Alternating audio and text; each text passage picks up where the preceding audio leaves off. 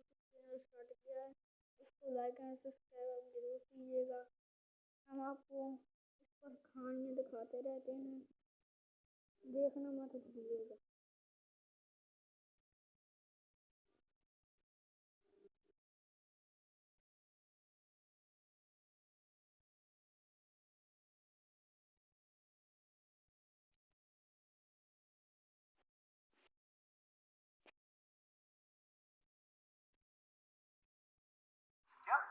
Car engine add on बारिश के लिए। अरे यार, यहाँ 3 साल से ठीक से बारिश नहीं हुई है। ये लो सर, क्या पता कल क्या हो जाए। एक काम कर, एलियन अटैक कवर भी ऐड कर ले। हाँ? कौन सा? और डायनासोर डैमेज कवर भी। डायनासोर ने टक्कर मार दी तो क्या पता कल क्या हो जाए। मोटर इंश्योरेंस में जबरदस्ती के add on. Choose the add on you need on. Parul की एक ही बेटी थी जिसका नाम मोनिशा। मनीषा और पारुल की एक ही बेटी थी जिसका नाम मोनिशा था। मोनिशा बेहद ही शरारती लड़की थी। उसकी शरारतों की वजह से पारुल को मोनिशा के कई स्कूल चेंज करने पड़े थे। एक दिन जब मनदीप ऑफिस से घर आता है तो पारुल मनदीप से बोलती है, अजी मैं तो दुखी हो गई हूँ इस लड़की की शरारतों से। इसकी शरारतों की वजह से 1 साल में 3 स्कूल बच चुके हैं। अब आप ही बताइए कि क्या किया जाए इस लड़की का। ओहो श्रीमती जी, आप इतना गुस्सा क्यों होती हो मेरी लाडली बेटी पर? अजी आपके ही तो प्यार का नतीजा है जो ये इतनी शैतानी करने लगी है। अरे शैतानियां तो छोड़ो, अब तो ना जाने ये कैसी कैसी कहानियां बनाने लगी है। अजी आप इससे कह दो कि अब मैं जिस भी स्कूल में इसका एडमिशन कराऊंगी इसे उसी में पढ़ना होगा। और हाँ, अब अगर इसने स्कूल में कोई शैतानी की ना तो मैं इसे फिर किसी स्कूल में नहीं भेजने वाली। आपकी मम्मी ने जो कहा वो सुन लिया ना मोनिशा बेटी? हाँ पापा, मैंने सब सुन लिया। अरे मम्मी के ताने सुनने से अच्छा है कि स्कूल ही चले जाओ। फिर अगले ही दिन पारुल पास ही के एक स्कूल में मोनिशा का एडमिशन करा देती है। मोनिशा भी खुशी खुशी अपनी क्लास में जाकर बैठ जाती है। कुछ ही देर में क्लास में नीलम मैम आती है और मोनिशा को देखकर उसे अपने पास बुलाकर बोलती है, अच्छा तो तुम ही हो न्यू स्टूडेंट मोनिशा। मगर तुम्हारी मम्मी तो बोल रही थी कि तुम बहुत ही शैतान और शरारती लड़की हो, इसलिए तुम्हारा जरा अच्छे से ध्यान रखा जाए। मगर तुम तो बहुत ही अच्छी और प्यारी लड़की हो। अब आप ही बताइए मैम कि शरारतें बच्चे नहीं तो क्या टीचर करेंगी। हाँ मैं थोड़ी तो शरारती हूँ, इसलिए मैम आप जरा बचकर रहना मुझसे। ऐसा बोलकर मोनिशा रोनित नाम के एक लड़के के साथ जाकर बैठ जाती है और चुपके से अपने बैग से एक नकली छिपकली निकालकर रोनित के बैग पर रख देती है। जैसे ही रोनित छिपकली को देखता है वो डर कर जोर से चिल्ला पड़ता है। तभी नीलम मैम गुस्से से रोनित को अपने पास बुलाती है। रोनित, ये क्या हरकत है तुम्हारी? और तुम्हें पता है ना कि मुझे शोर बिल्कुल भी पसंद नहीं है। रोनित मैम से बहुत डर जाता है और कांपते हुए बोलता है, मैम मैम, वो मुझसे गलती हो गई। अब से मैं क्लास में बिल्कुल भी शोर नहीं करूंगा। बस आप मुझे कुछ मत करना। ठीक है इस बार तो तुम्हें छोड़ देती हूँ, मगर अब की बार कोई आवाज की तो तुम जानते हो कि तुम्हारा क्या हाल होगा। रोनित डरते हुए अपनी सीट पर जाकर बैठ जाता है। रोनित को ऐसे डरा हुआ देखकर मोनिशा जोर जोर से हंसने लगती है।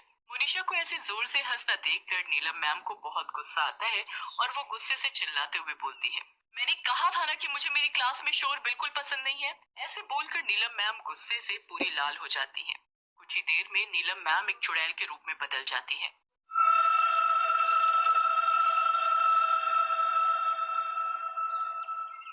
मैम को चुड़ैल के रूप में बदलता देखकर मोनिशा के होश उड़ जाते हैं।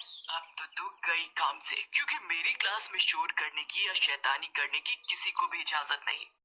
अरे आप तो नीलम मैम हो ना, फिर ये चुड़ैल कैसे बन गई? आप मुझे डराने के लिए ऐसा कर रही हो ना? मैं कोई नीलम मैम नहीं हूँ और क्लास में शोर करने की सजा तो तुझे भुगतनी होगी। तभी रोनित मोनिशा से बोलता है, मोनिशा, चुड़ैल से जल्दी से माफी मांग लो, नहीं तो ये तुम्हारी बहुत पिटाई करेंगी। मोनिशा जैसे ही हाथ जोड़कर चुड़ैल से माफी मांगती है, चुड़ैल हंसते हुए बोलती है, तुझे ऐसे माफी मांगता देख मुझे बहुत मजा आया। पर एक बात ध्यान रखना, अगर तूने किसी को भी बताया कि मैं एक चुड़ैल हूँ तो तू जिंदा नहीं बचेगी। मोनिशा जल्दी से अपनी सीट पर बैठ जाती है। तभी चुड़ैल भी फिर से नीलम मैम के रूप में बदल जाती है और बोलती है, अरे मोनिशा ये तुम्हारे बालों को क्या हुआ? अभी कुछ देर पहले तक तो बिल्कुल ठीक थे और तुम इतना घबराई हुई क्यों हो? किसी ने कुछ किया क्या तुम्हारे साथ? कुछ नहीं मैम, मैं ठीक हूँ। लंच टाइम में मोनिशा रोनित से बोलती है, हे भगवान, ये नीलम मैम एक चुड़ैल है। देखो तो क्या हालत कर दी मेरे बालों की।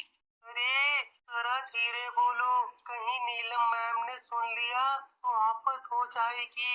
वैसे तो नीलम मैम बहुत अच्छी हैं, पर जब कोई बच्चा उनकी बात नहीं मानता और क्लास में शोर या शैतानी करता है तो उन्हें बहुत गुस्सा आ जाता है और वो गुस्सा आने पर एक चुड़ैल के रूप में बदल जाती हैं और फिर शैतानी या शोर मचाने वाले बच्चे को बहुत मारती पीटती हैं। फिर स्कूल की छुट्टी होने पर सभी बच्चे अपने अपने घर चले जाते हैं। मोनिशा भी अपने घर आ जाती है और घर आते ही अपने कमरे में जाकर सो जाती है। फिर दिन से शाम हो जाती है। पारुल देखती है कि मोनिशा जब से स्कूल से आई है तब से कुछ डरी डरी और शांत है। मोनिशा बेटी, कैसा रहा आज का दिन? स्कूल में मजा तो आया ना? मोनिशा को चुड़ैल की बात याद आ जाती है, इसलिए वो अपनी मम्मी को कुछ नहीं बताती। अगले दिन रोनित स्कूल आने में लेट हो जाता है। वो क्लास में जाता है तो नीलम मैम रोनित से बोलती है, रोनित, तुम्हें पता है ना कि क्लास में सभी बच्चे टाइम से आते हैं, फिर तुम इतना लेट कैसे हुए? मैम प्लीज मुझे मारना मत, मैं आगे से फिर कभी लेट नहीं आऊंगा। रोनित की बात से नीलम मैम को गुस्सा आ जाता है और गुस्सा आते ही वो एक चुड़ैल बन जाती है। तुमने आखिर मेरी क्लास में लेट आने की जरूरत की है, उसकी सजा तो तुम्हें मिलकर ही रहेगी। चलो ब्लैक बोर्ड की तरफ मुंह करके अपने हाथ ऊपर करके खड़े हो जाओ। जैसे ही रोनित हाथ ऊपर करके खड़ा होता है, चुड़ैल रोनित की कमर पर छड़ी से पिटाई करनी शुरू कर देती है। रोनित को यूं पिटता देखकर मोनिशा बोलती है, अरे चुड़ैल मैम, आखिर बेचारी को कितना पीटोगी? प्लीज मत मारो रोनित को। तेरी इतनी हिम्मत कि तू मुझे पीटने से मना करे? रुक, अभी बताती हूँ तुझे। फिर चुड़ैल मोनिशा को भी छड़ी से पीटना शुरू कर देती है। मोनिशा स्कूल की छुट्टी के बाद घर आती है और अपनी मम्मी की कमर से लिपट कर बोलती है, मम्मी, मुझे स्कूल नहीं जाना। प्लीज मम्मी, मुझे उस चुड़ैल की क्लास में नहीं जाना। वो चुड़ैल मैम बहुत डरावनी है और बच्चों को बहुत पीटती भी है। मोनिशा, तुम फिर से बेकार की कहानी बनाने लगी। जरूर फिर तुमने कोई शैतानी की होगी जिसकी वजह से मैम ने तुम्हारी पिटाई की। तभी रात को मनदीप ऑफिस से घर आता है तो पारुल मनदीप को मोनिशा वाली बात बताती है। अजी आप भी सुन लो अपनी बेटी की मनगढ़ंत कहानियाँ। बेटी मोनिशा, अगर आपकी नीलम मैम एक चुड़ैल है तो ये बात आपने हमें पहले ही दिन क्यों नहीं बताई? कहीं स्कूल न जाने के लिए तो तुम ये सब कहानी नहीं बना रही? मोनिशा रोते हुए बोलती है, नहीं पापा, इस बार मैं सब सच बोल रही हूँ। मैम ने कहा था कि अगर ये बात किसी को भी बताई तो वो उसे मार डालेगी। इस डर से क्लास का कोई बच्चा ये बात अपने घर में नहीं बताता। पर आज उस चुड़ैल ने मुझे बहुत मारा, इसलिए मैंने आपको ये बात बता दी।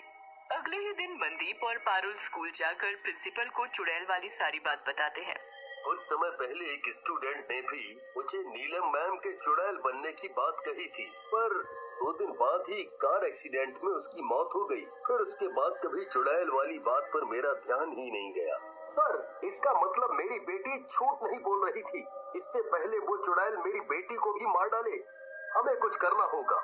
अजी आप चिंता मत करो, मैं एक मौलवी बाबा को जानती हूँ और वो यहीं स्कूल के पीछे वाली दरगाह में रहते हैं। फिर पारुल जल्दी से मौलवी बाबा को बुला लाती है। फिर वो सभी नीलम मैम की क्लास में खिड़की से झांक कर देखने लगते हैं। वो देखते हैं कि क्लास में एक चुड़ैल है जो बच्चों को बहुत डांट रही है। तुम सभी बच्चों को पता है ना कि ये किसी नीलम मैम की नहीं बल्कि मेरी एक चुड़ैल की क्लास है और मेरी क्लास में शरारती करना सख्त मना है। तभी प्रिंसिपल मौलवी बाबा को क्लास में ले जाते हैं। ये बाबा मेरी क्लास में? मौलवी बाबा अपने झोले से भभूत निकालकर चुड़ैल के ऊपर डालते हैं और मंत्र पढ़ने लगते हैं। बाबा यहाँ से चला जा, नहीं तो तेरे लिए अच्छा नहीं होगा। तुम सब मेरी क्लास से चले जाओ यहाँ से। इसे देखते ही मुझे पता चल गया है कि नीलम मैम पर एक बुरी आत्मा ने कब्जा कर रखा है। इसका मतलब ये है कि नीलम मैम चुड़ैल नहीं है, बल्कि उनके शरीर पर एक आत्मा ने कब्जा किया हुआ है। हूँ मैं एक बुरी चुड़ैल और अब ना तो ये नीलम मैम बचेगी और ना मेरी क्लास के बच्चे। मैं सभी को मार डालूंगी। बाबा अपने झोले में से एक खाली बोतल निकालते हैं और मंत्र पढ़ना शुरू कर देते हैं। तुझे नीलम मैम का शरीर छोड़ना होगा और इस बोतल में आना होगा, नहीं तो मैं तेरा वो हाल करूँगा जो तूने कभी सोचा भी नहीं होगा।